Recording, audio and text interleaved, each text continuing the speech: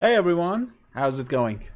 So, after the disastrous live stream for the episode 2 of Houdini from scratch, I ended up just deciding to record it offline and just post it. So, our schedule is a little bit different now. Uh, I figured out a way to speed things up, so rather than editing things in After Effects, I'm now just recording everything in OBS. And as you saw, we actually had a sort of an intro, but at least things are faster now, so I don't have to wait for After Effects to finish exporting my session or anything like that. And this way I can probably keep up with the weekly schedule.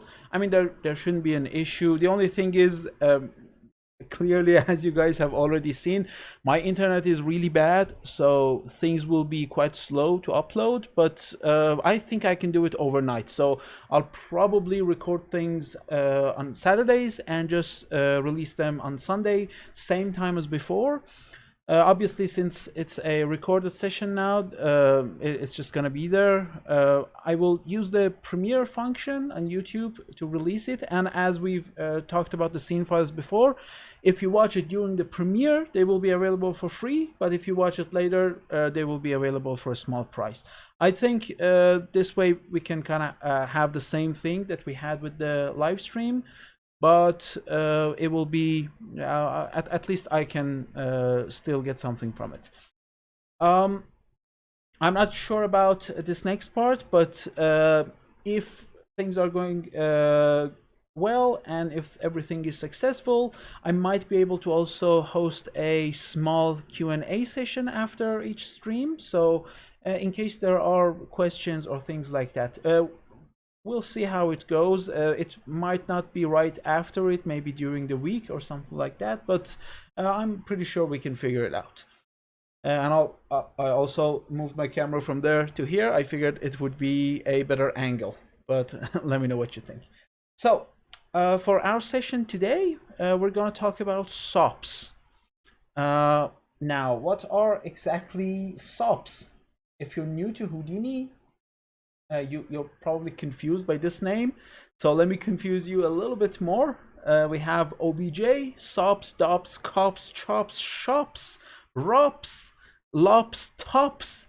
We kind of have VOPs, POPs, and also MAT, which is a little bit different in terms of naming, but it's part of it. So what are these names? No, I'm not having a stroke. These are Houdini operators. In fact, op stands for operator, and the letter in front of all of these weird words are the main thing about these operators. So we have OBJ, and OBJ is where we are right now. When you open a Houdini session, you're gonna be in OBJ. Allow me to switch the build, so reload current desktop. There we go.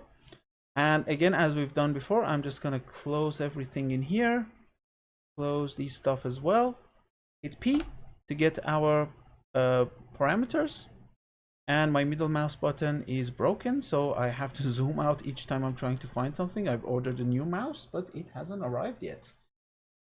And give me 1 second to fix OBS on this side to make sure everything is going as smoothly as possible. Okay, I think everything looks good. So we're going to talk about all these different operators. We have OBJ, as I've mentioned, and if you look closely in here, it says objects, and this is our OBJ context. Each context is essentially, you can look at it as a container.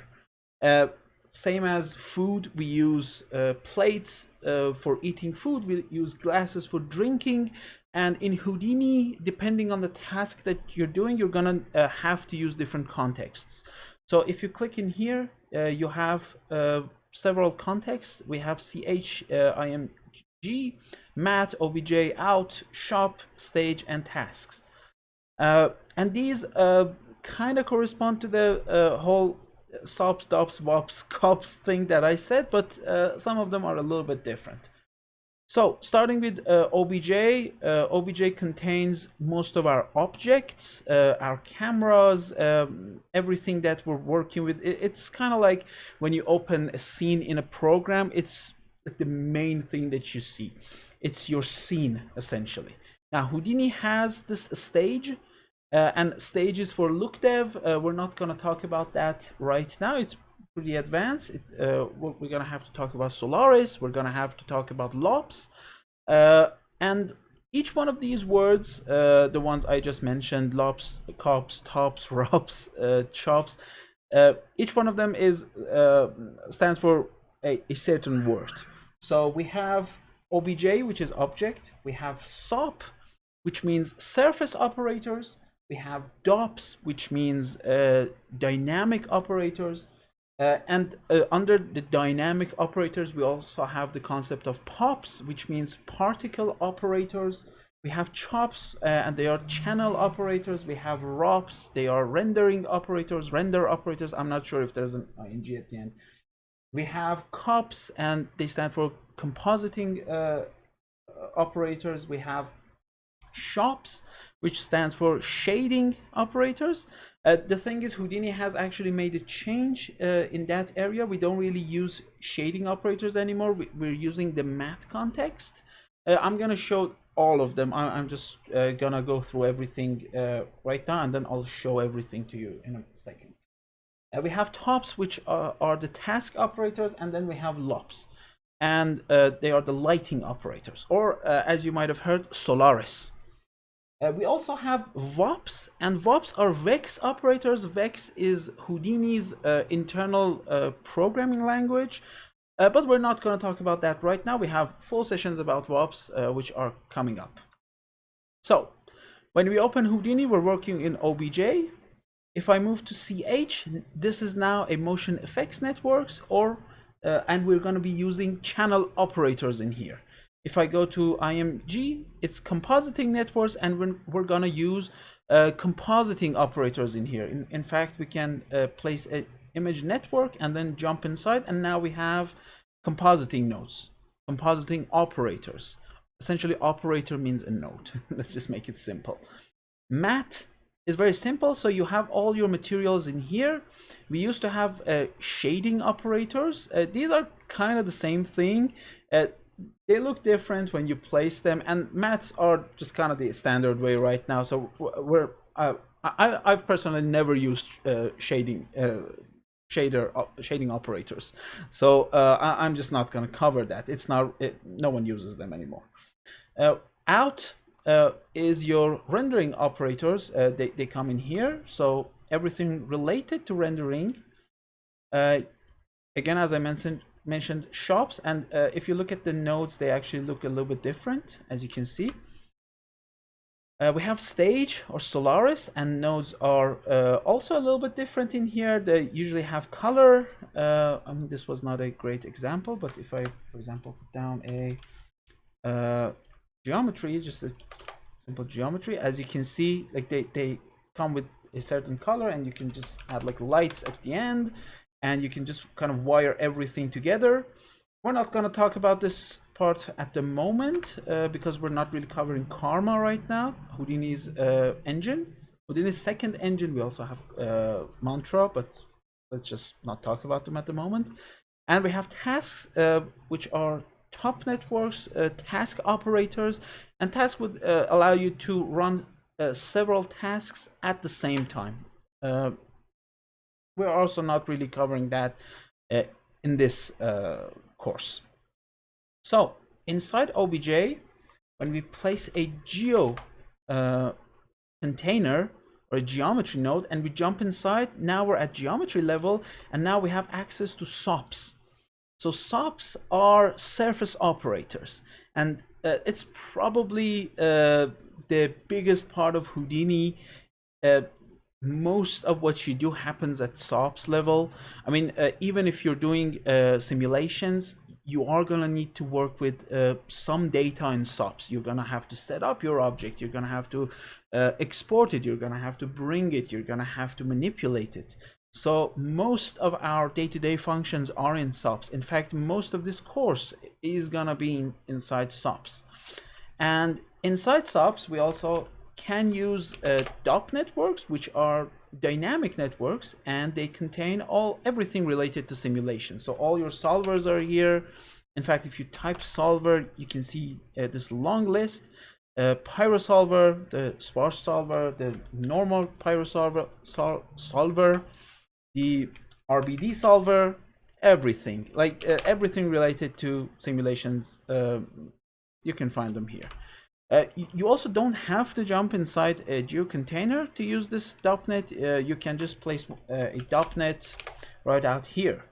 In fact, if you look at your network section, and when you hit tab and you come in here, there should be managers. Yeah, they're not called networks, they're called managers in here. So you can actually see a bunch of stuff in here: VOP, top, shop, ROP, LOP, COP, and CHOP, and this material network as well. As I mentioned, this one is kind of replacing this one. So what we learned right now is that we have different operators in Houdini. Each one of them is in charge of something. For example, if you're trying to create a box, you're gonna put down a geonode, jump inside, and then just type box and hit enter.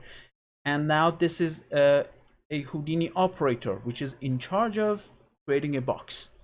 And now if you add, for example, an add node and remove all of these surfaces and just keep the points, we're going to cover everything in a second, so don't worry about the kind of stuff that I'm doing right now. But as you can see, we have a bunch of points now, and this add operator is in charge of this now. Also, one thing to mention, that a lot of simulations actually can be done in the SOP level as well. So for example, Vellum, RBD, at this point, I think most solvers have a SOPs counterpart. So Houdini and side effects is trying to make things easier for us, and they're great. Like most of the time, I actually use the SOPs level of these solvers. I don't really place a DOP network. And the thing is, you can actually put things inside each other. So inside this OBJ context, I can actually put down another OBJ context. No, not in here, but inside my geo, I can actually put down another OBJ network. And when I jump inside, this is another OBJ network, and inside it I can add a material network, and I can add a chop network, and then out here I can have another chop network. Again, we're gonna cover, for example, chops in a later session. I can have a DOP network in here. I can jump inside my OBJ, add another DOP network. I can even come inside here and add another OBJ network. You can do things. Inside OBJ you can't add another one. Yeah, right. But yeah, as you can see, like, you have a lot of freedom in here. I mostly prefer working with DOP networks inside a GeoNode because I just like the workflow, and also merging things is much easier. You have 4 inputs in here, as you can see, so you can wire stuff to it directly. You can do the same thing with this DOP network, but it's just a little bit different. You have to reference them. You can't connect them by wire. This is just a parenting operation. With these sort of DOP networks, you have to actually call the object. So for example, let's say pop object. Again, ignore these kind of stuff. We're going to talk about them later, but you have to essentially give it everything by default. So we have a pop object, and then what was it called? I haven't used pop networks in a while, so we need, we actually need pop object. Oh, we need source. Yeah, I was trying to find this source node. So pop source, and now we don't have a first stream, so I can only use this SOP level. Again, don't worry about these.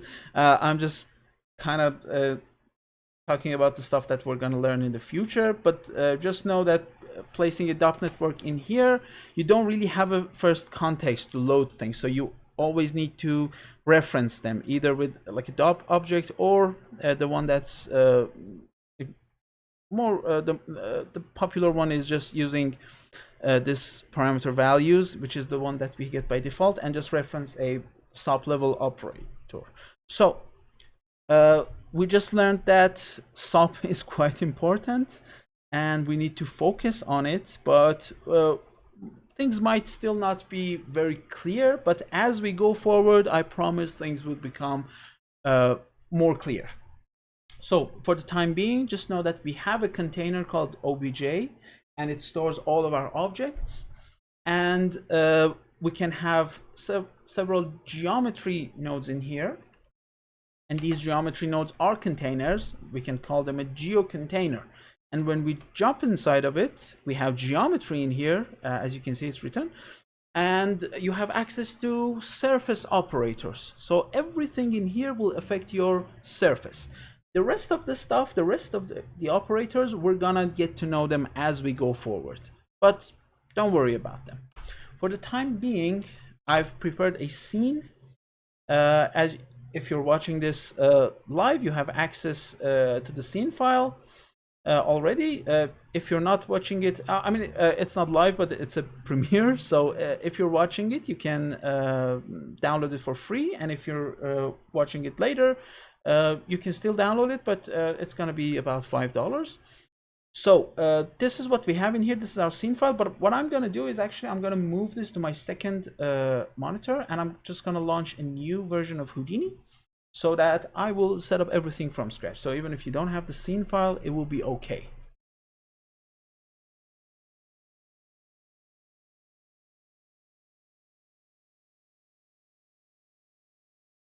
Okay, so this is Houdini, and what I'm gonna do again, I'm gonna switch to build.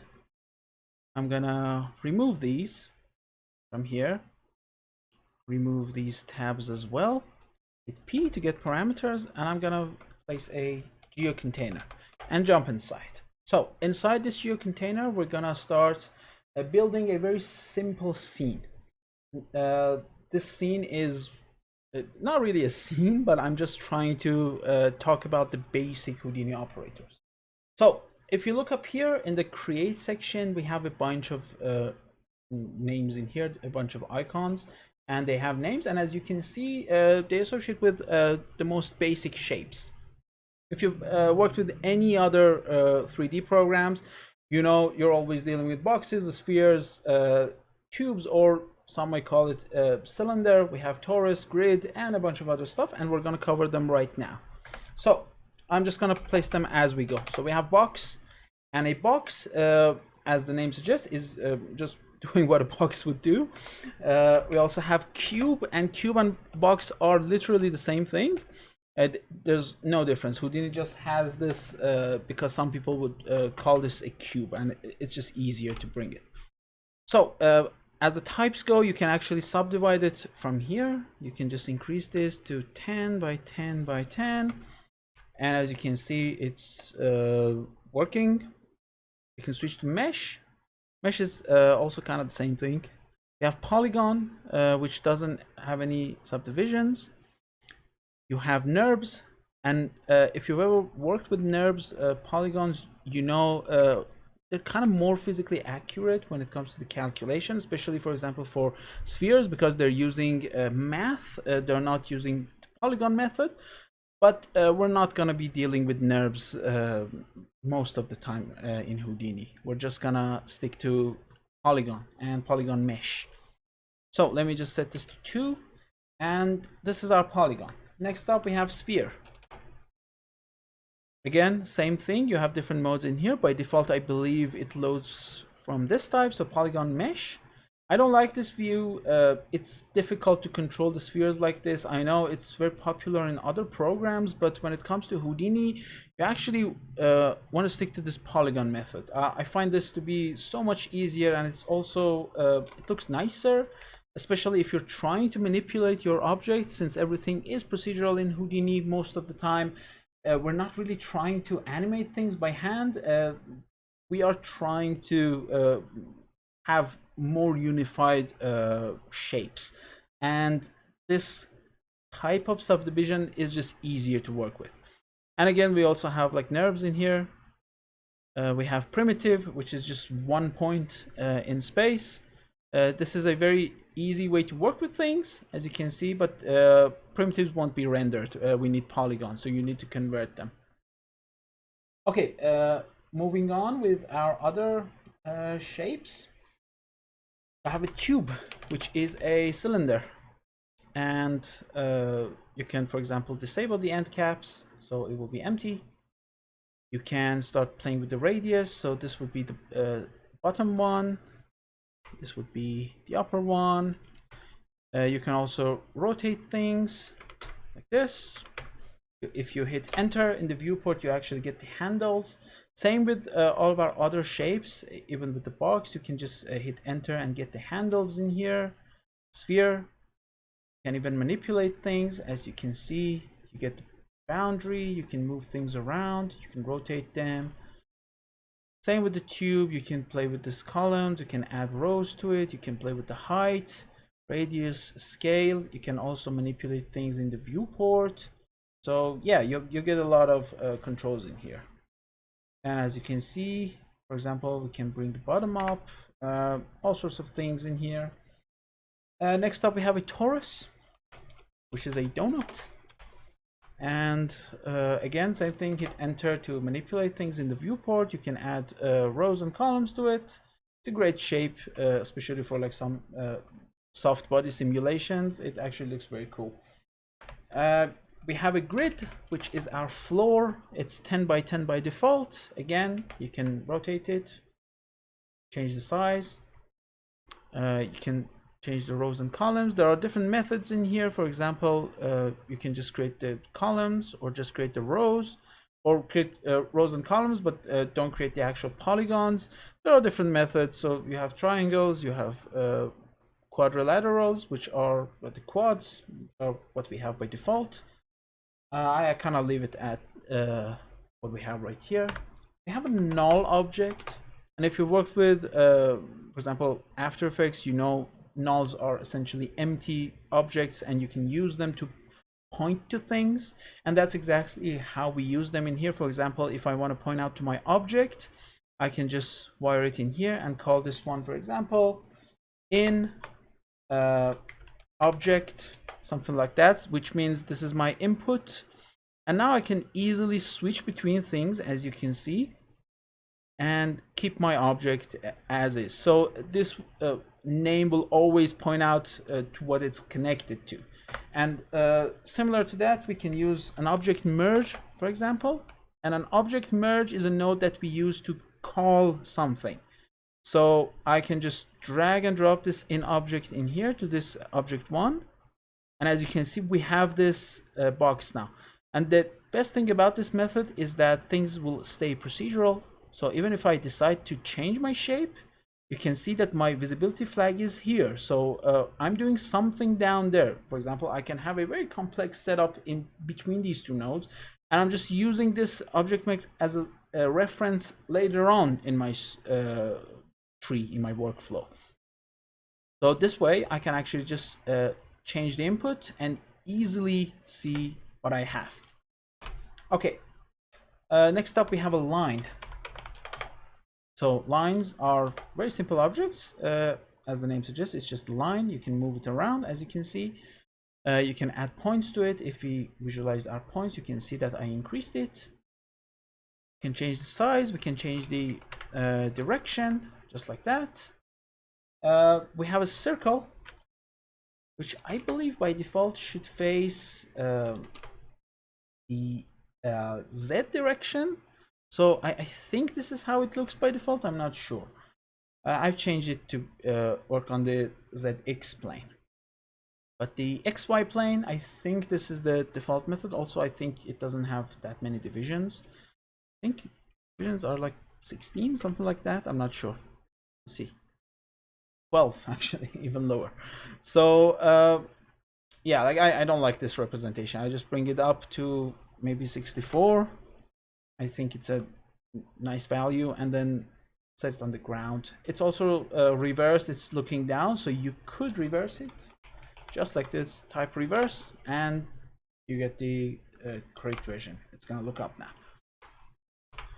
All right, let's just clear everything in here. We have the curve SOP. So during this session, I might refer to things as something SOP. For example, curve SOP. Even at some point, solver SOP. I might refer to something as, I don't know, a vellum SOP. The only reason why I would say this is because I'm just, I know I'm working in the geometry section, and I know I'm working with surface operators, so I just call it a SOP. When you type curve, you actually get several options in here. Ignore these. These are digital assets that I've imported here, but these are the ones that I'm talking about. So we have curve Bezier, we have curve polygon, and curve spline. So these are the different types of curves that you can work with in Houdini. We're just going to focus on Bezier for the time being. These 3 nodes are actually just one node, and if you change this primitive type, you can actually get the other versions. So pretty basic stuff. If you come to the viewport and hit enter, by default you should actually see this. There should be a help in here. If you hit Shift F1, it will close it. I tend to keep it sometimes, but also if I feel like the viewport is just too cluttered, I just close it. So by default, we're in the create mode, or as it calls, Houdini calls it, I think, the draw mode. So we can just start drawing. Similar to, for example, Photoshop, you get these handles. I kind of messed up the first one, but the rest of them you can actually play with them as you want, which is pretty nice. This is a kind of a new feature. We didn't have this up until Houdini 19, I believe, or maybe it was 19.5. I'm not so sure. And as you can see, I was trying to edit that, but I'm still adding more points in here. So the way I can do this, if you look in here, we have F, G, H, O. So it means these are our different modes. So F would go to edit, G would go to draw, H would go to auto, and O will do something, I don't know what. Orient. So you could orient things, apparently. I've never used this mode. I think either new or looks weird. Maybe it works with Bezier or something else. I don't know. This is actually a Bezier curve, so I don't know. I'll have to look into it. But we're currently working in the edit mode. So I will hit F, select this, remove it.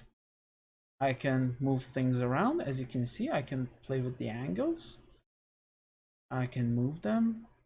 This one doesn't have an angle because I didn't give it, but the end one actually has. I could just remove this one. For example, hold down Control to add a new point and just remove this one, so that my first point also has a curve for controlling.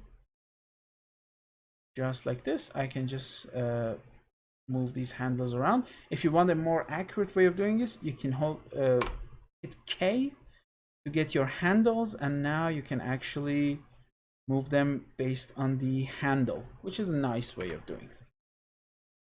Okay, and you can just play with these settings in here. There are several operations for smoothing and everything else, and there's a great help. And also, again, hit this question mark. I actually want to see what O does, so let's just look it up real quick.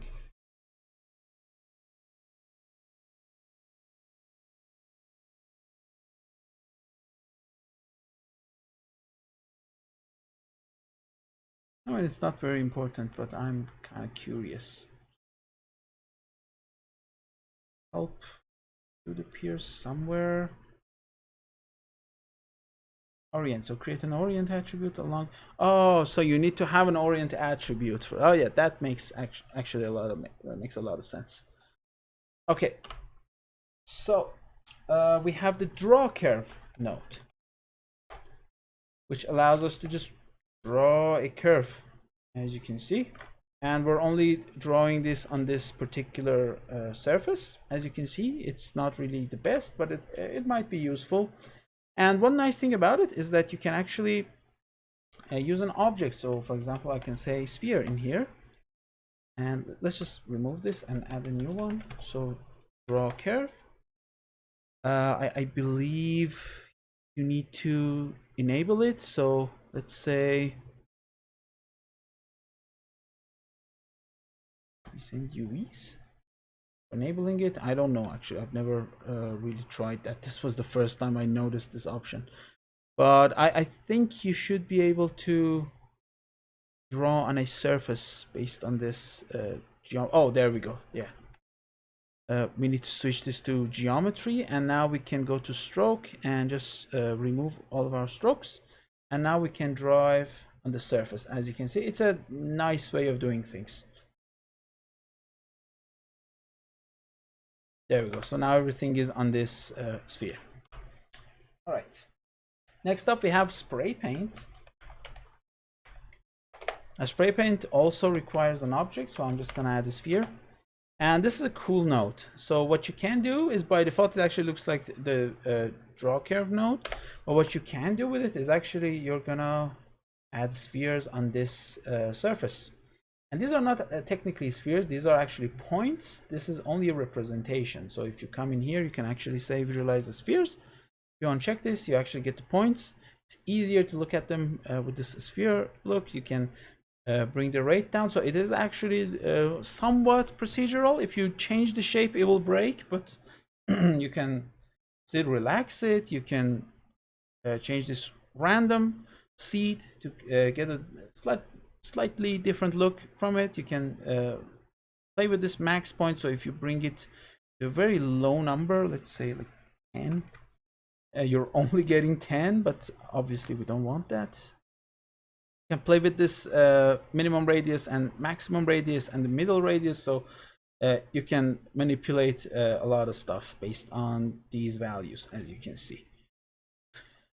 And that's pretty much it for these things. We have the font SOP. By default, it looks like this. And if I play my timeline again, if you guys don't remember, you can either play from here or just hit the up arrow key, and it's showing us the current frame. And if you look in here, it says frame and $F. So $F is a global variable in Houdini, and it will show you the current frame as an integer, which is what we're seeing right now. So if I just type $F, I'm seeing the current frame number, and $T is also another variable which will show us the time. So it will be in a fraction. As you can see, it has decimals. It's going up. It starts from 0. So this is our current time. And it looks a little weird because of the amount of decimals that we have in here. Well, let's just go back to $F. It's a little bit easier to see. And also notice that it starts from 1. If I come here and switch this to start from 0, it will actually start from 0. So this really depends on the beginning and end of your scene. We have other variables, but we will talk about them in our attributes session. We have a Platonic Solid. These guys are great. I love them.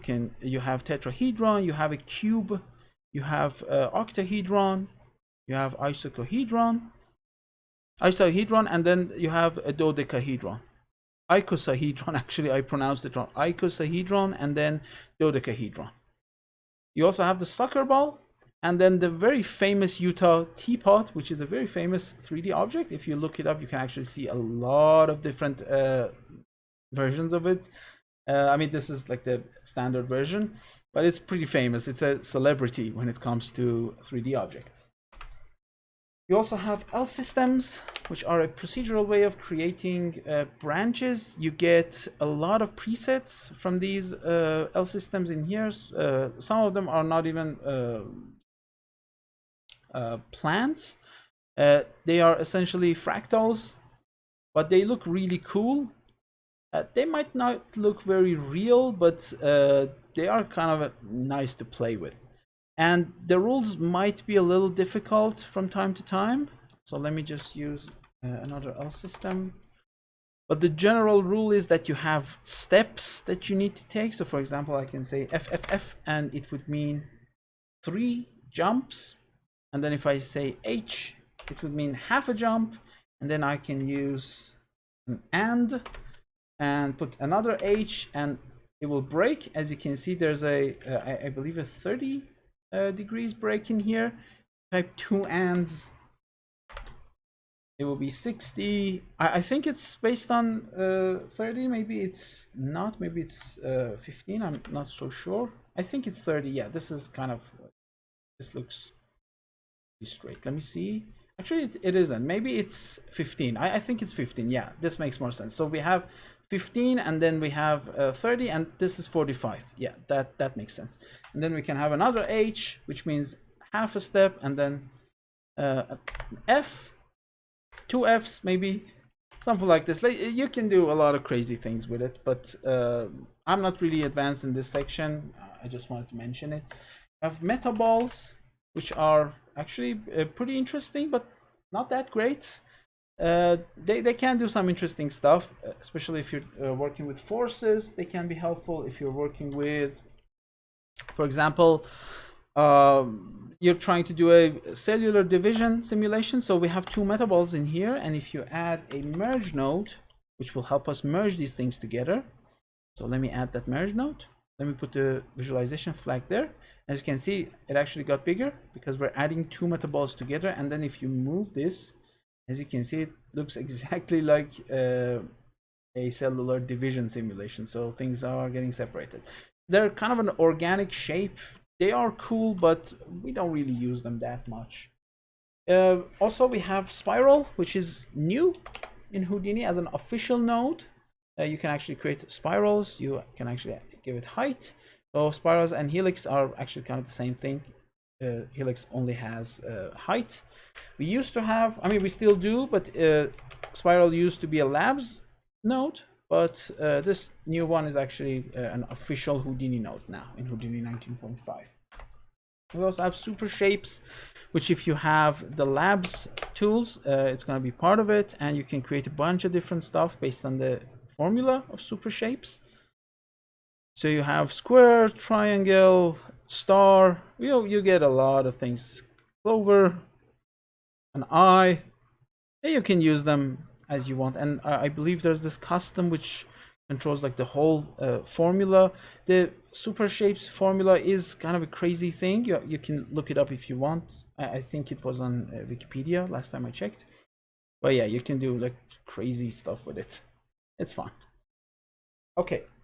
We also have a bunch of test nodes, test geometries in Houdini, which if you've seen any tutorials, you know they exist, and they are quite popular with the Houdini community. We have all these shapes in here. So the most famous one is the rubber toy. Let me turn off the points.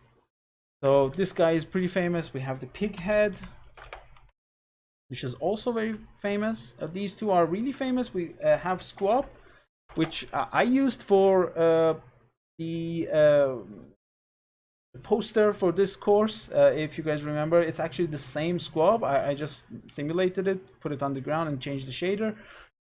We have Crag, I believe. Yep, and Crag is actually animated. It's a cool guy walking with his hammer, and he's gonna do this little animation, and then he's gonna take his hammer and just put it down. There we go. I think we need more frames, so let's just increase this to 360. There we go.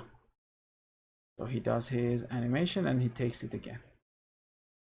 It is pretty cool. We have Tommy, which is my favorite test geometry. It's this guy. I've done a bunch of stuff with this particular test geometry. You have the shader ball, which you can use for shading. It's pretty nice. We have the templates, which are the head and body. So we have this body template, and then we have the head template. And we can obviously use these for our tutorials, which is most of the time what happens anyway. All right, so if you're using the scene files that I provided, there's a stash node, which has the logo, Simple and Procedural's logo in it. The stash node actually stashes the input. So I had a setup in here. I drew the logo. I added geometry to it, but then I stashed it in here and then just removed them.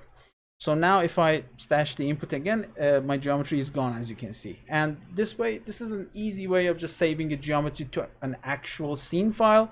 So you don't have to essentially provide an external link for people to link it or create anything with it. You can just stash it in your scene file, and it will take some small amount of space. Obviously, with a big scene, it will take much bigger. Okay, so we can add a null in here, for example, and this would be our input. So our input is going to be help us with identifying this particular object later on. At the moment right now, I'm actually going to talk about exporting and importing in Houdini, which is a very simple topic, but I figured let's just get it out of the way because we already talked about a bunch of nodes. So it would be nice to also just know how we can export things. I'm going to start with exporting, but then I'll come back to importing in a second. So the first one is file cache, which is probably the one that we're going to be using most of the time. File cache will save a file as a bgo.sc file, which is Houdini's way of saving a scene or a file, an object, if you will. This way Houdini can later on open it, and bgo.sc is very, very fast for Houdini, but you can't open it in other programs, at least as far as I know. In the advanced section, you have a path. For example, at the moment, it's telling me that this is an untitled, which is my scene right now. I haven't saved it. I have a file cache version 1, untitled.filecache1, and the frame number and bgo.sc. So the new file cache actually has a lot of options. For example, you can say this is not time dependent. So now we're removing the time section from it. You can also uncheck this version. If you don't want to have a version in it, you can just give it the name in here. So I'm just going to call it bunny, for example. And then my path is now $hip/geo and the rest. So you might be asking, what is this $hip/geo? So let me save this scene real quick, and I'm just going to save it to my desktop. Let's create a new folder. I'm just going to call it test. You already have a scene file, so there's no point in saving it again. So test001, for example. And now if I hit this button, it's telling me could not open the directory because it actually doesn't exist. I'm going to have to cache this thing real quick. So I'll hit save to disk, and then I'll hit this button, and it will open this folder structure for me. So now I have my test. And then I'll jump inside. I have test_001, and then there's a geo folder, and then there's bunny, and then bunny.bgo.sc. So this is telling me that this path actually means the current project. So wherever you're working, $hip, as I mentioned, the dollar shows that there's a variable, and $hip means that this is where my file exists. So any folder, and it doesn't matter where it is, as long as your actual file, the current file that you're working with, is in it, it's going to be your $hip. So in my case, this is the path, desktop test. In another project, for example, where I've actually saved my scene file, which is called intro to SOPs, this path, simple and procedural /livestream /HFS-002, blah, blah, blah. This will be my $hip. And now inside it, I'm just saying, hey, go pick a folder called geo, which is where I'm saving it. And when it comes to the base name, if I revert it to the default, we have $hip name. And $hip name is the name that you have in here. So test_001 is $hip name. And $OS is the name of your operator. So if I come to this advanced section where it actually shows me everything, you can see that $hip name is test_001.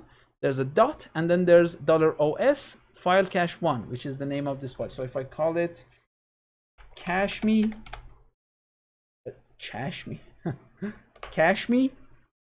it will change into cache me, as you see. So it's an easy way of just naming things something random. As you can see, it's live. It will update as we go forward. So removing that real quick, we're gonna talk about the other methods of exporting things. So one of the important ones is ROP geometry output. So this is just a general way of saving things. We have $hip, which, as I said, it means this path up to here. So in my case, C users armin desktop and test slash. So now it doesn't mean test 001. Again, that's $hip name. So this means $hip slash geo. So look at this folder, find the geo folder, and then inside it, name it $hip name.$os, which means test underline 001, and then put a dot, and then call it ROP geometry 1, and then $f, which would be our current frame, and then bgo.sc. Again, by default, it's saving a bgo.sc file. But we don't have to do it, so I will just remove this section and then just save it as fbx, for example. And then I'll save the disk. And once it's done, I can actually go to my folder, which would be here. And then inside my geo, I actually have this test underline 001, which would be, what would be the name? Yes, you guessed it, $hip name. And then dot ROP underline geometry 1, which is, again, $os. Will be our operator. Okay, and similar to FBX, you can call it OBJ, you can call it ABC for saving an Alembic, but for Alembic stuff, we actually have a dedicated node.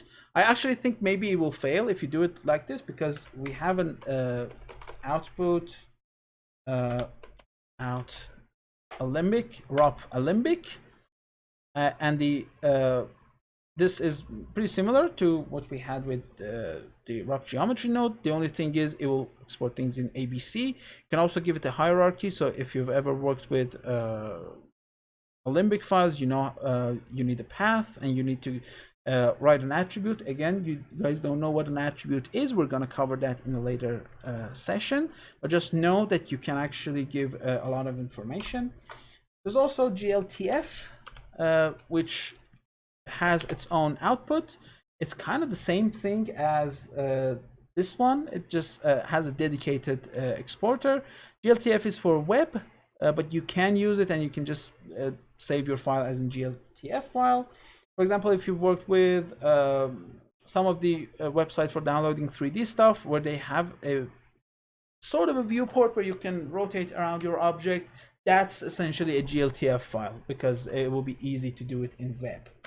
We also have Usd Export. If you've been looking at news, you know USDs are coming, and USDs are extremely important and very useful. We're not going to cover them right now, but if we have a LOP network in here, if we're designing a scene, we're going to be working with a lot of USD assets.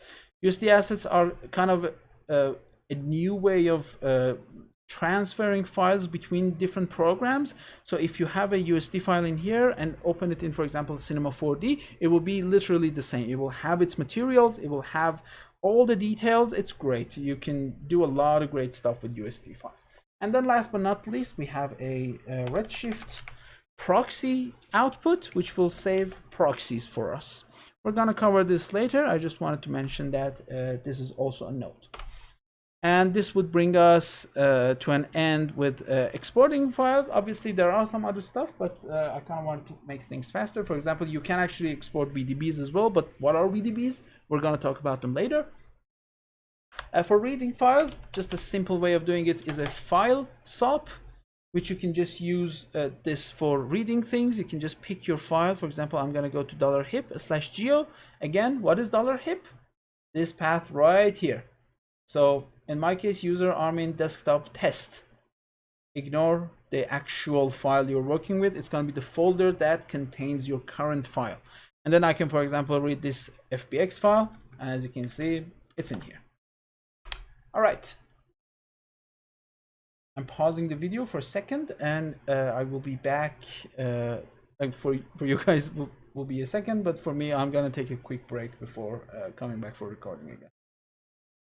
All right, so let's talk about some nodes that we can use for manipulating our object. I was going to use the word modifier, but I know that's a thing in other 3D programs, so we're not going to call it modifiers, but these are, as Houdini calls them, manipulate. So you can find a bunch of them here under the manipulate tab, but we're going to focus on some of them. So for the purposes of this tutorial, I'm going to use one of the test objects. In fact, I'm going to use the pick head. And we have a bunch of nodes in here. So first of all, if you guys remember from our previous session, we have the transform SOP, which we can use for transforming things. So transform, we can rotate things, as you can see, take them around, and kind of eyeball it, so it will be based on your current plane.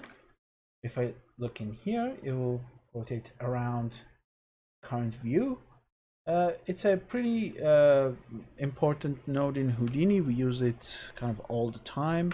If you want to change your pivot point, you can hit insert, and then you can just bring it up and down. In this case, I'm just going to bring it down here, and then hit insert again, and then just bring my object to sit on the ground.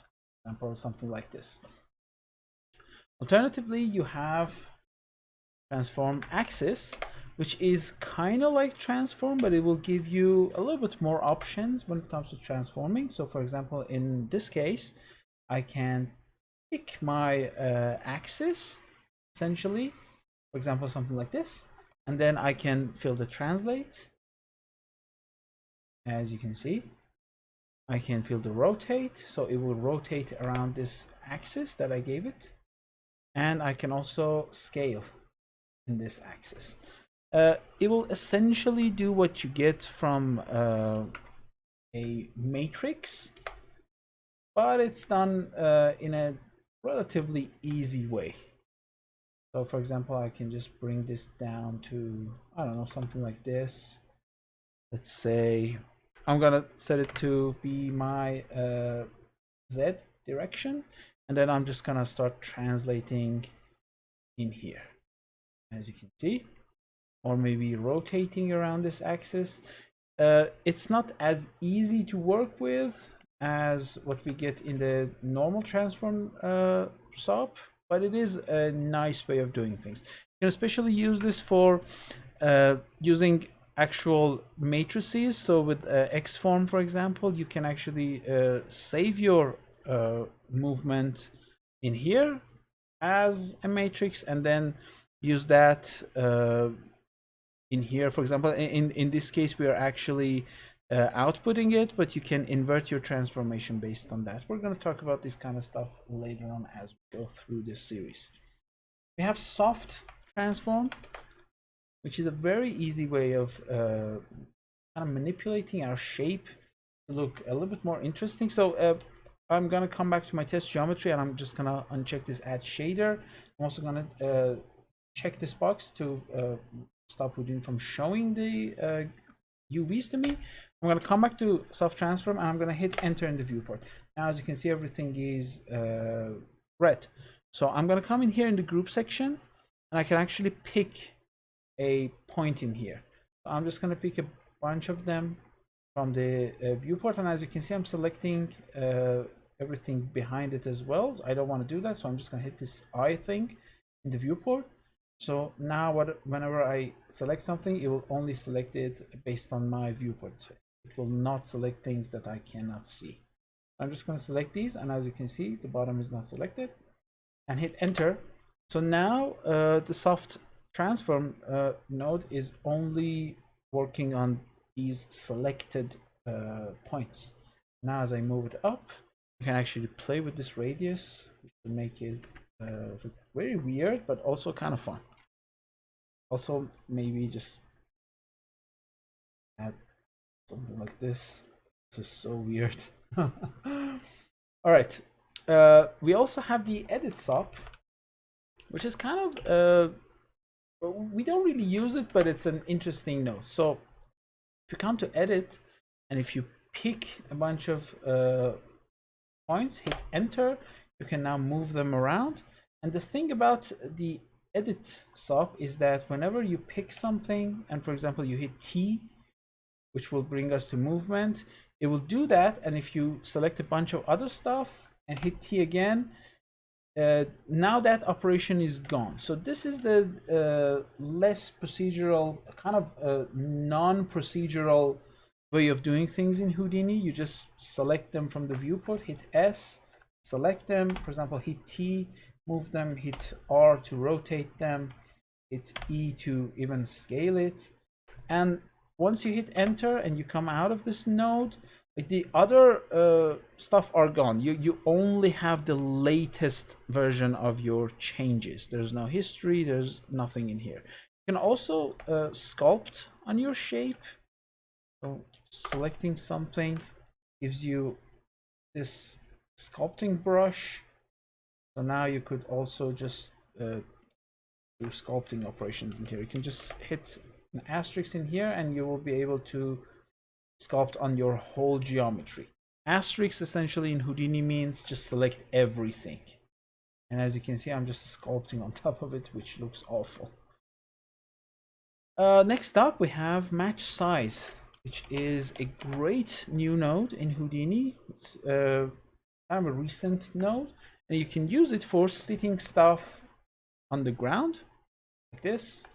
Bring them under the ground. Before this, we had to use B-box expression in transform node, which we can still use it, but this one is just easier to work with.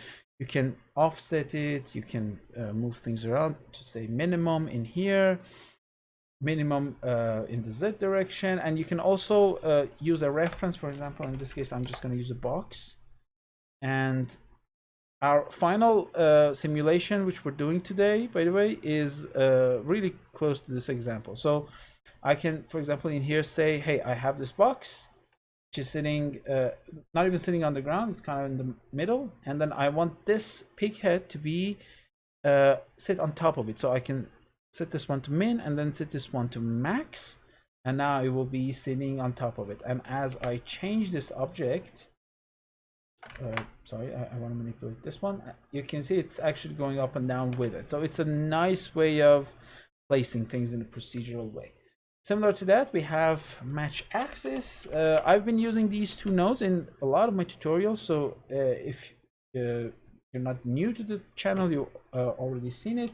The way it works is that it will just match the axis to another axis. So in this case, let's just pick 0, 1, 0, and then I just want to move it to 0, 0, 1, which will do a transformation like this.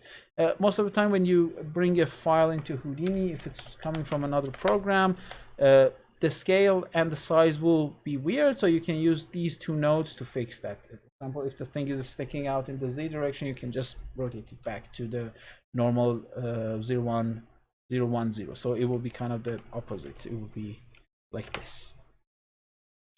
Right. Next up, let me just remove all of these. We're going to remesh our object.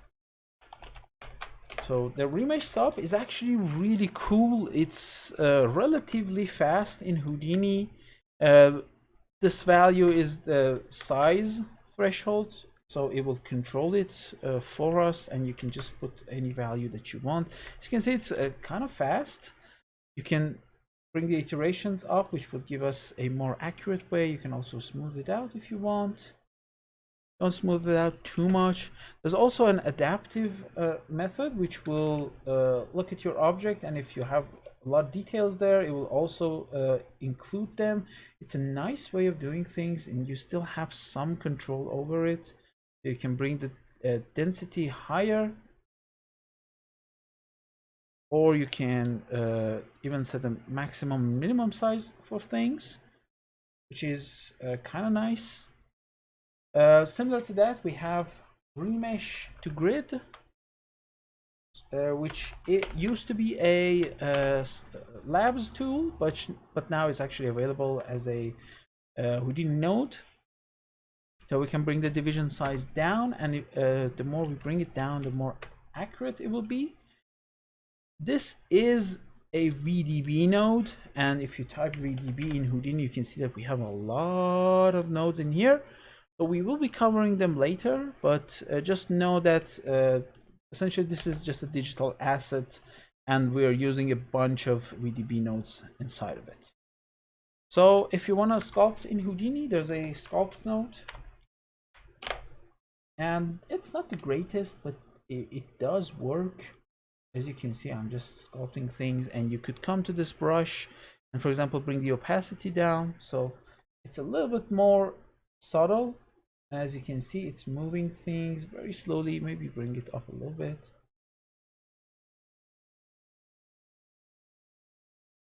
So you can do some sculpting in Houdini, and it is keeping our strokes. I don't think you can really like do anything with previous ones.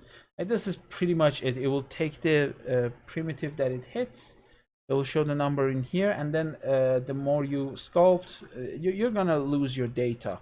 This is not a procedural method. It's kind of a destructive method, but it's still there, and you can reset everything if you don't. And last but not least, in this section, we have the group node, which you can use for a lot of stuff. Groups in Houdini are selections. When we get to the attributes part of this course, we're going to discuss that way more. But just know that if you're working with selections, if you're trying to select something, apply something to only a specific part of the object, you can use this group node. By default, we're just selecting everything. So let me just call this selection. Now you can work with primitives, we can work with points, we can work with edges, or we can work with vertices. You can see we're selecting everything, but I'm just going to go back to primitive. So you can pick the points you want to select and just hit enter. So you can see the point number in here. But the thing is, this is destructive because, for example, if I switch this to a grid, which would be easier to see, and then put down a group on it. Now if I select this button to pick a bunch of them, if I go back to my grid and increase them, as you can see, I'm just messing it up. It's not staying where I want it to be. So another way of doing it would be keeping by bound regions, which is a nice method. We get this box in the center, which if you hit enter, you can actually manipulate it. So let me make it bigger. And now every time everything inside this box will be selected for us. If I switch this back to the pig head, now you can see that it's a little bit easier to see. And just set it to be something like this, and you can switch this to be a sphere, or you can actually switch an object. It only works in the points mode with the object. So if I have like a sphere in here, let's just say torus, for example, I can just wire it in here, and now I'm selecting based on my object. Most of the time we actually use it like this, so we want to have a base object for selecting things, but the box and sphere are an easy way of just very easily selecting something. We have normals. I'm going to switch back to primitives. So for normals, let me just put it in the Y direction, and as I bring it down, as you can see, I am selecting everything that has a normal value bigger than this angle. It's an easy way of selecting the top components of an object. If I have a sphere in here, I can actually select, let me bring the frequency up so it's much denser, and then I can just play with this. As you can see, I'm selecting the top regions. And there's a nice option, for example, for the grids with the edges. So if I hit edge and then, for example, say unshared edges, it's gonna actually select everything that doesn't have a shared edge. I'm gonna switch to point, I'm gonna switch to edge. As you can see, it works on different methods. In the edge mode, you actually get some control in here, which you can actually play with them, but at the moment our object is only 2D, so it's not really being affected by any of these. And let me switch back to the sphere, switch back to primitive, and turn this off, switch on this normal method. And now we could turn on this keep by random chance. This is a new option in the group node. It was added in Houdini 19.5. Before that, we had this labs random selection, which was also pretty nice. I'm going to show that later, but let's just turn on this random chance. And as you can see, if I turn this off, it will take into account this whole shape, and now I can select by a random chance. So let's just select 15% of them, and I can just play with this global seed to pick where I want it to be. I can include my original selection for the normals, so this way I can add another layer of selection on top of it. In fact, you could also enable this bounding region and then move this thing to the left and maybe the upper side. So now everything is happening. By default, this would be our selection, and then I'll turn on the normals and bring it up a little bit more, and then add the random chance on top of it to even get something more procedural out of it. Very random, but also in this particular frame that we have. As I mentioned, we had this random selection. If you bring this value up, you can see we are selecting things. Switch to primitive. Right now it's not really selecting, it's just adding the color, but you can actually create a group from this selection. There's already a group in here. If you hit this button, you can actually see it. One thing that you can do with this node is actually deleting the non-selected or deleting the selected. So you could actually do a lot of stuff. So we're done with this part. Now we're gonna move on to some more interesting nodes. So I have a sphere in my scene. Let's just bring it up, this frequency. I'm gonna hit Shift W to hide the lines, and I'm gonna add a normal SOP. So the normal SOP is generating normals for us. If I visualize my normals, these are my vertex normals. One thing that I can do, I can play with this cusp angle, and if I bring it to 0, you can actually see that I can see the mesh. Maybe bringing it back to 5 would be a little bit better for us, and bringing it to the full value, you can see it's kind of similar. If I bring this too low, for example 1, by default this is what I'm seeing, but if I push my normals to 180, it will try its best to make it as smooth as possible. And again, bringing it down, it will be kind of like the original shape, but cusp angle is 0, so we can distinguish every polygon. By default, it comes in with the 60 value, and sometimes we switch this to points if we want point normals. Where it becomes a little bit different is, for example, with the box. So with a box, we usually don't want point normals, because if I actually wire this as a point normal, you can actually see that they're pointing out in a weird way, because vertex normals would be correct, since we have several vertices in here. If I turn on my vertices, you can actually see them. So this will be one vertex in this direction, another one in here, and another one in here. So you can calculate the normals very easily. If I move to a point, we only have one point for all of these, so it will do an add operation and just normalize the final result. So this would be my vertex normals, and when we add them all together, we get this when we normalize it. So the shape looks a little bit weird. So moving back to that and hitting D and switching off the vertex markers. And let's just turn these off as well. And with this one, with the weird cusp angle, you can also add a subdivide later on to subdivide it further. We have Catmull Clark, which you saw the shape right here. Let me just bring this back to 60 so it's smooth. This is Catmull Clark.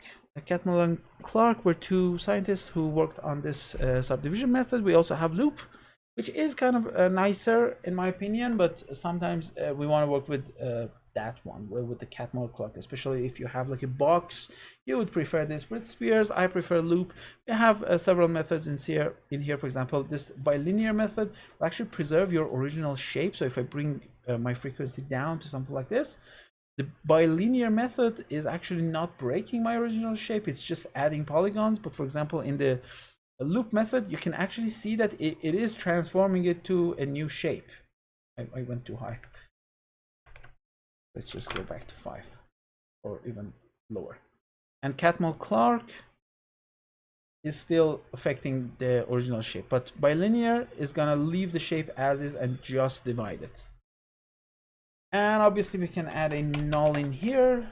So if I want to reference it later, or if I want to find it easily, I can just look at my shape and zoom out, and I can see that there's, oh, this is my null, so this is my original shape.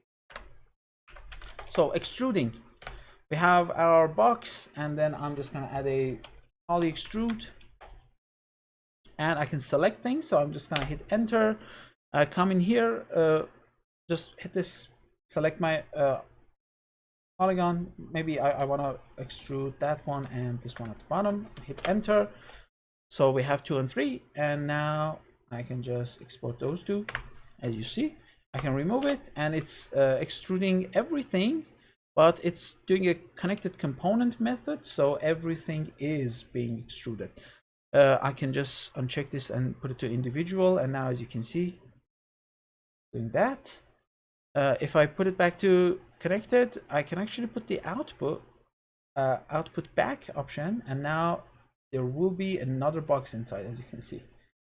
If I place my camera a little bit better, there's also a smaller box inside. Maybe the ghosted method will actually show it better. So the way this thing is working now, if I add a grid, which would make it easier to see, I'm just going to bring it down to 2 by 2 and the size 1 by 1, so it's slightly smaller. And then poly extrude.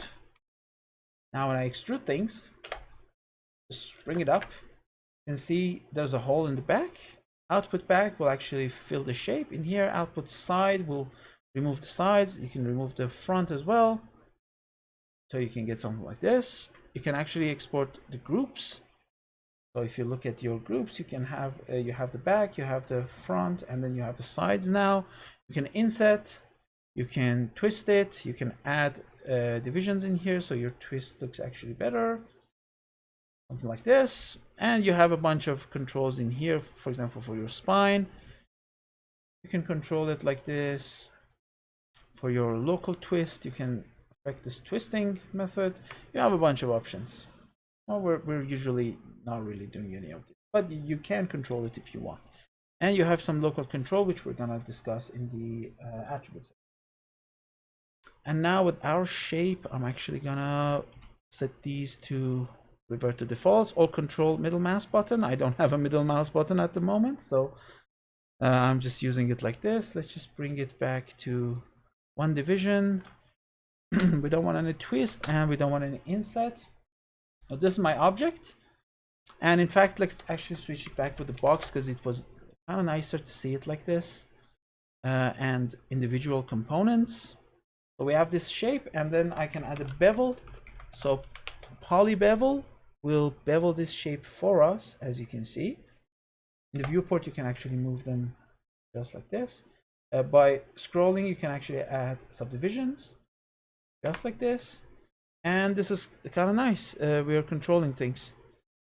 So one thing that I forgot is that I'm putting the out, which is making it look a little weird. As you see, that there's a error in here. There's a warning for us and saying it's picking non-manifold edges, because there are edges on the inside for us now. But if I uncheck this, things will be much nicer. And as you can see, it's actually doing the operation for everything. Very nice. If I put down a sphere in here and do the same thing, I don't need to extrude it. I'm just trying to, let's bring this down to something like this. Okay, so now as you can see, we are beveling it out, and you can go to this exclusion and actually start excluding edges. based on their angle. So we get something like this. And now a better a better way of showing that would actually be with the box as well. So let's add the box again. Sorry, let's add the poly bevel again, poly extrude again. Put this thing like this, individual. And now we could also play with these. So as you can see, the more I bring it up, sometimes I can select things. For example, in my case, it's not really that visible. But there are scenarios where you want to just select things like, for example, just something like this real quick. I think I already showed this, but yeah, this would be kind of nicer. So I'm just extruding this shape with this twist and everything. And now what I want to do is let's add a bevel. So my bevel would look this, which is pretty weird. It's not really doing what I wanted it to do. Maybe bringing it to a smaller number would be nicer. So as you can see, it's kind of dividing everything in here, which is not what I wanted. So if you come to this exclusion and pump this, even with like the two angles that we had by default, it's skipping a lot of these edges. In fact, if I hit enter and just scroll or just play with this division in here, I'm actually getting nice edges right here. It's skipping all of these. If I uncheck it, you can actually see that we are dividing everything. But this is a nice way of extruding things. One of my favorite, and I think one of everyone's favorite nodes, is the mountain node, which it's kind of an old node. It's a little overused. Everyone kind of knows the look, but we still use it quite a lot. So it makes things look like rocks, or just general displacement based on several types of nodes, noises. I'm gonna explain what these noises are later on, but we could just play with them, get some different shapes. You can enable a ramp to kind of invert things. You can set it to, for example, alligator, and then bring the size down with the element size, so things look kind of alien. And then we need to pump up this frequency in here. So this is actually kind of nice. And obviously you can just add layers of noise on top of each other to make things even weirder. So one simple example, kind of combining everything together. We have this grid. I want to poly extrude it, but I want to use some selection. So right now when I just bring it up, it will be like this. I'll come back to my grid and put down a group SOP, and then just call it, for example, selected. And now I will uncheck this. I will check this random selection, maybe bring it down to something like this. And then in my poly extrude, I'm actually going to load my group selected. So now whatever selection I have, it will just extrude those guys, which is a nice way of doing things.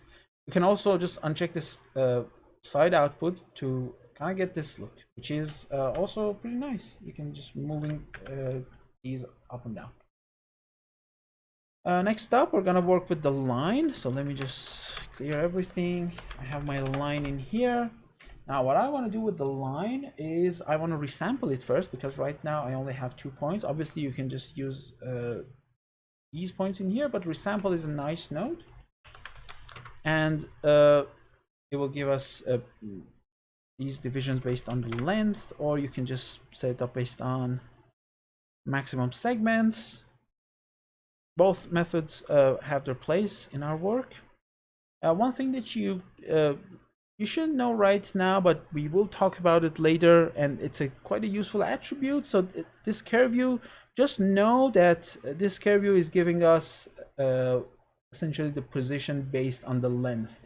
So we can easily pick any place based on our line. In fact, if I, for example, put this through a mountain SOP after the resample, which technically shouldn't work in here, but if I disable this along vector, I am getting something like this.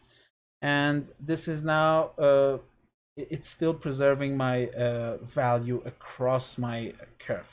So right now, later on, if I want to pick something based on its placement on this curve, I can easily do so. Let's just forget. Oh, actually, I still need to talk about one thing. So I can sweep things and just add geometry. By default, it throws an error. It's because it's looking for a cross section. You can give it like a circle, and it will function like this.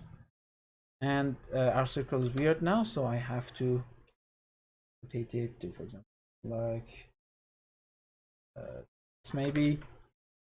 So weird. Maybe you need normals for it to work, I believe. So I mean, ignore this node, but orient along curve should fix things. I don't know why it's not doing that. Let me see. I think this should work like this. There we go. Yeah, I just needed to switch the input. But we're not going to talk about this method right now. I'm actually just going to use the line. And in here, I can just switch this to round tube. It will give me this nice tube in here. I can switch to a square tube or just a ribbon. So let's go back to round tube, and you can also just play with this length scaling along the curve. You can set it to be one of these types, so a B-spline, for example. And the way I'm selecting things is I'm just holding down Shift and selecting all these points. So B-spline will give us a nicer shape in here. And then you can add a bend SOP for bending things. And bend SOP has a bunch of shortcuts. So we have B and M. So by B, it will automatically start picking different bounding boxes based on our object, which is nice. You also see the shortcuts in here.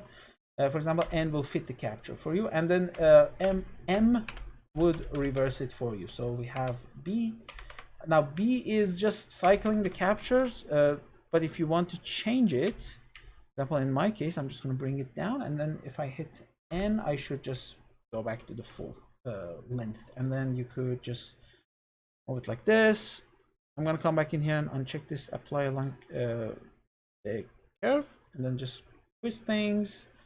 With this twist option, you can length the scale, so this scaling the length. Taper will allow us to do kind of the same thing that we just did with the sweep node. It's nice.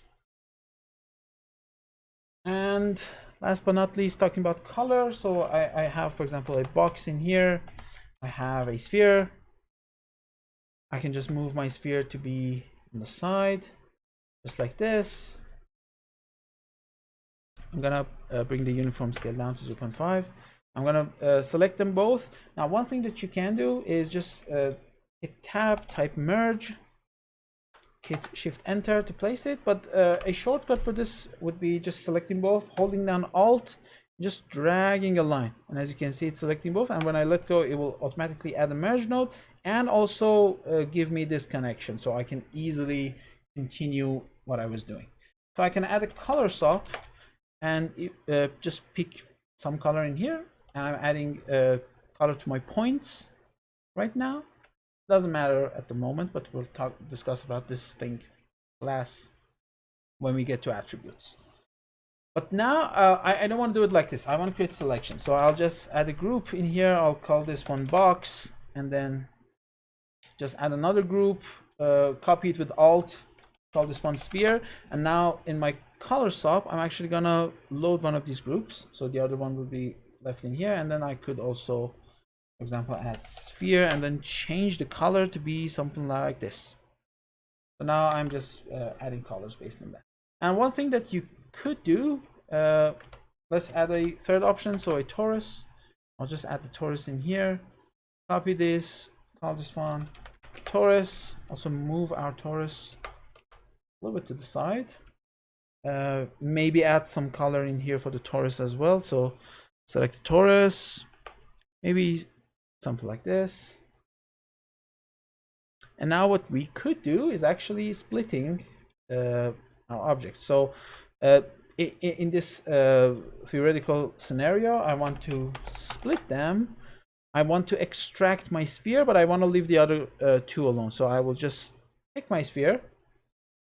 Now the first input, if I put down a null in here, it's giving me my sphere. If I copy with Alt, holding down Alt and just dragging, will copy for us, and just connect it to the second one. The second one is giving me the rest. So as you can see, I'm separating things based on their groups, and you can use multiple groups in here. For example, you can also bring the box. It will by default only show your left input, and you have your right one. You can add a null to see it. You could also invert the selection if you want to just see it here, and you can also delete the unused group. So this one would be essentially empty. Empty in terms of the groups, I believe.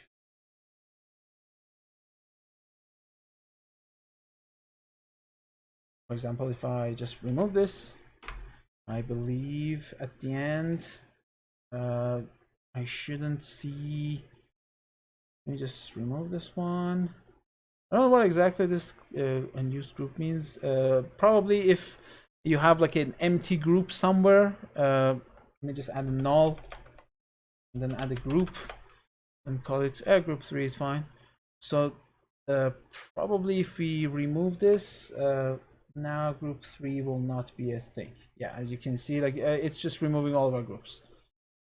Yeah, we could bring our groups back or just remove all of them. It's a nice way of just taking care of our groups if you don't want to see them later after this is split.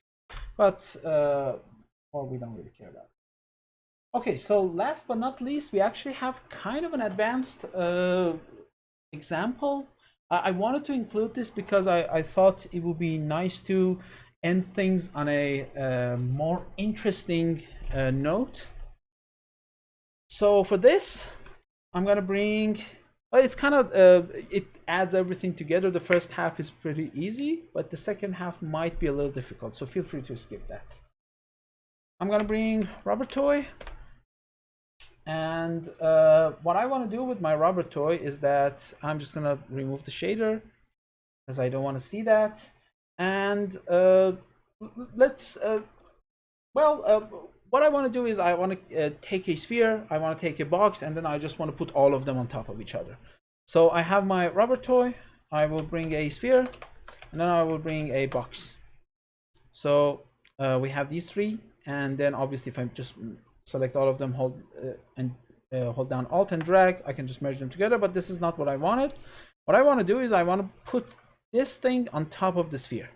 So let's just select both of them, bring down the line. As you can see, we're bringing both of them. I'm not holding down Alt, I'm not trying to merge. I'm gonna hit Tab, and then I'm gonna hit M size or match size, and then I will come here, pick minimum, and then pick maximum. So it will put the minimum of Y on the maximum of my second input, and then I can just uncheck these because I don't want to affect X and Z. So now, if I merge these two together, my rubber toy is always sitting on this sphere. In fact, if I even move this thing, you can see that the Y is always there. Now, I'm not putting it to center, so it's not always at the center of this object, but the Y will always be in the same area. In fact, if I bring it up and down, you can see it. And then I will just repeat the same thing. Holding down Alt, I just dragged them and copied them. I'm holding down Y to disconnect the lines, and then just connect things like this. So now everything is sitting on top of each other. Since we have normals, this is being messed up, so I can just come to my box and actually say add vertex normals, or I can just create a normal node myself. Both are fine. Let's bring this uniform scale down to 0.5 in here, and then bring the uniform scale for our object to 0.4 maybe, so it's a little bit smaller. So we have our main shape, and what we can do, I think in my example I actually used a torus in here because torus is actually a pretty fun looking shape. And now things are sitting kind of on top of each other. We could just switch it to sphere for visualization right now, but when we get to the simulation part, I think I'm just gonna switch to torus because it's a nice shape. maybe 0. Well, it's already 0.5 because it's a polygon mesh. As I said, I don't like polygon mesh, so I'm just going to switch polygon. All right, so we're done with kind of like the basic stuff. I'm just going to start adding groups in here. So let's add a group for our rubber toy. Just going to call it toy. I'm going to add a group in here, call it sphere, and then copy it down here with Alt and call it box. So now we also have a bunch of groups. And the thing is, I would also like to put my box on the ground. So I will put down another match size in the middle.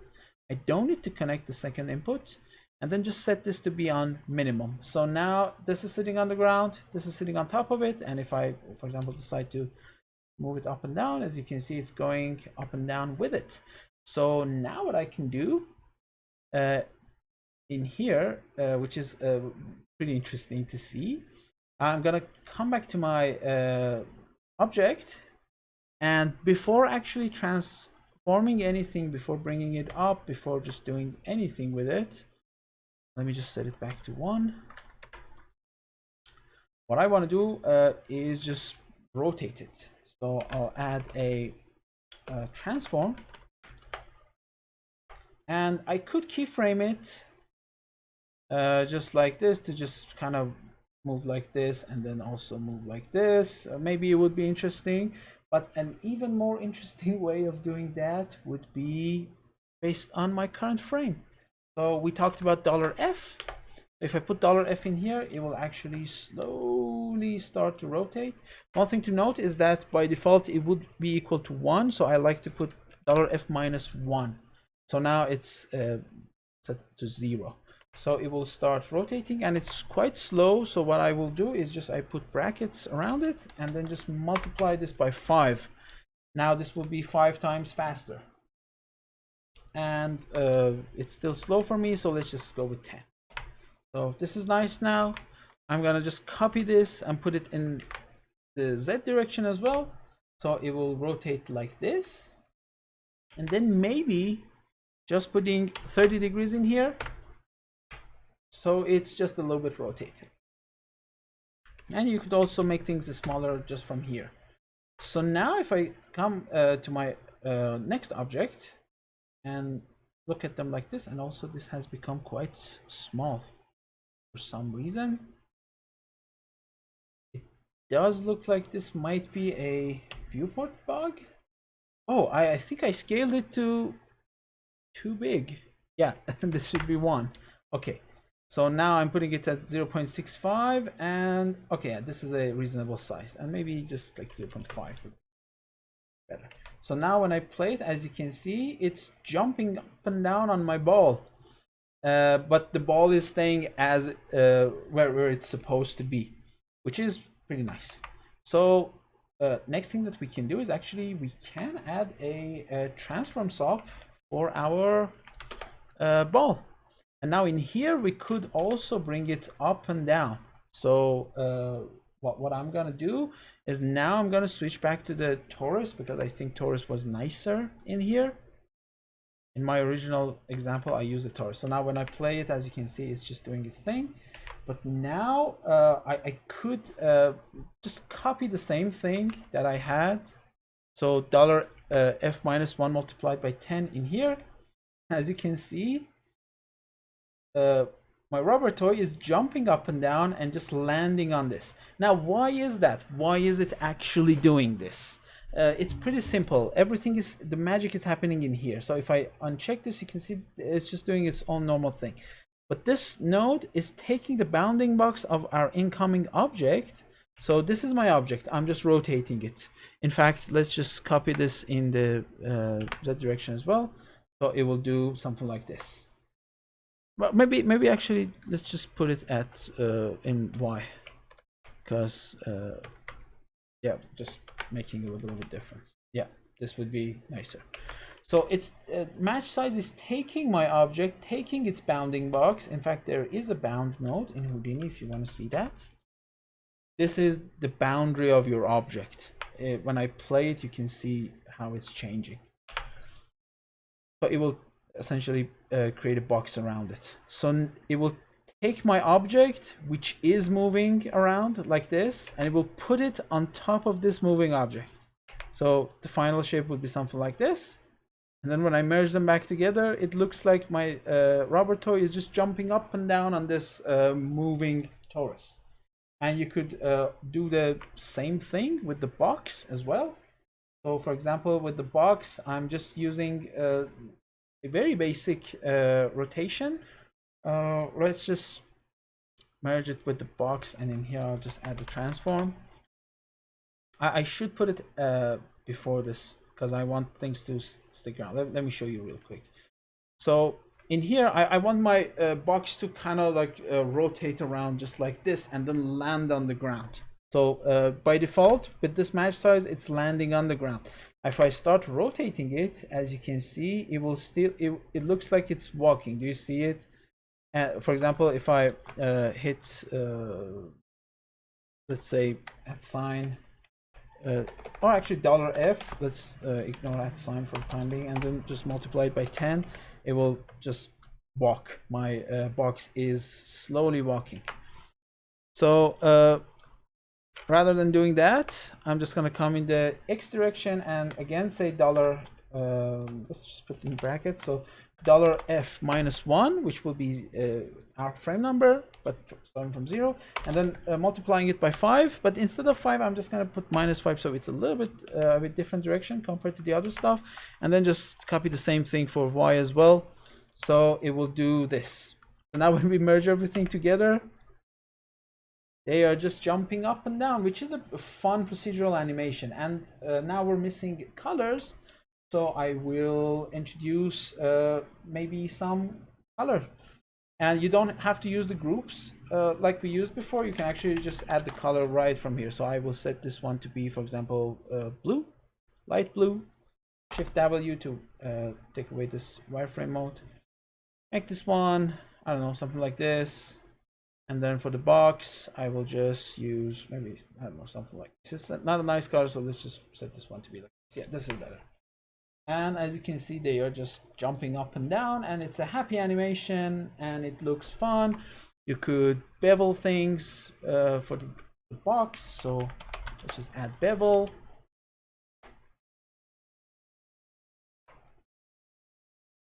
And you could do something like this. And with the torus, one thing that you can do in here is adding a mountain SOP, which we talked about. Mountain would make things look a little bit more dynamic because it's just a fun node to play with. So I'll add my mountain, and as you can see, it's weird. I'll go to my fractal and bring down this roughness to make things a little bit nicer. And then one thing that you could do is just add some rows and columns in here so it's smoother. And then we still have the same thing going on in here, which is pretty nice. Like I genuinely like this. It's a procedural animation. Everything is sticking around. Everything is following our rules. You could start remeshing things if you want. For example, our toy object is not connected. If you hit S and just double click in here on our object, you can actually see that this is one object, this is another one, this is another one. All these parts are actually separated. In fact, if you put down exploded view, they should not be, yeah, as you can see, they are different parts. So one thing that you can do if you want to do it, add a remesh to grid and bring the size down to 0.05, for example, or even lower, 0.025. And then adding a remesh SOP. So by remesh to grid, we're just turning everything into just one object and then remeshing things to get like these nice triangles, which are usually nicer, especially if you're putting it through like a soft body simulation with Vellum.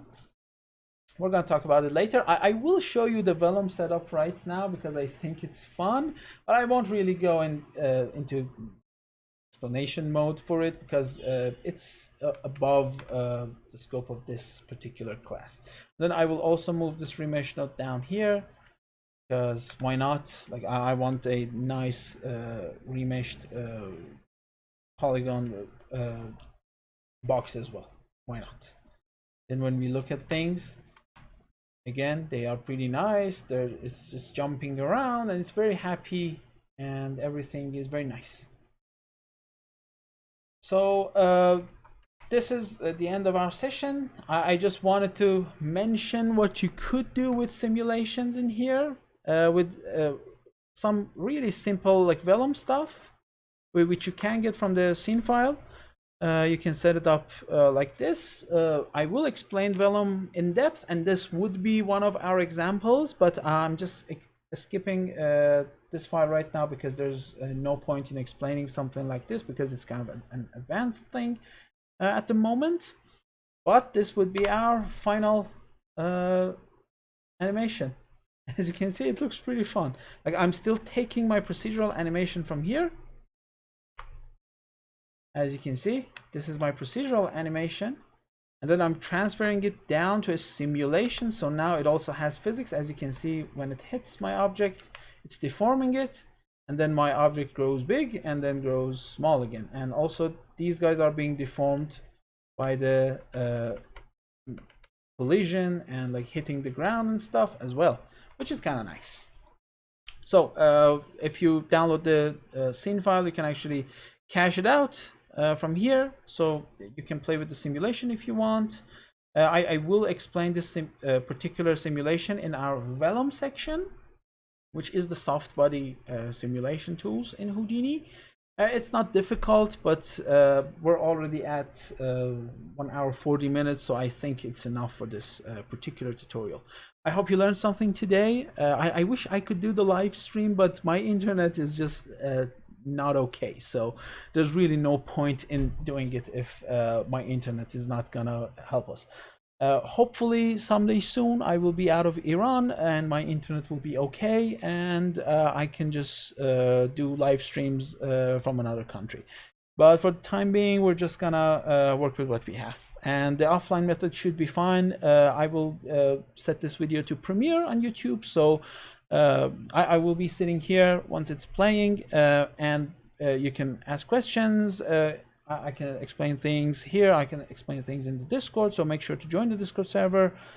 And with that being said, thanks for watching this video. Cheers, guys. Take care.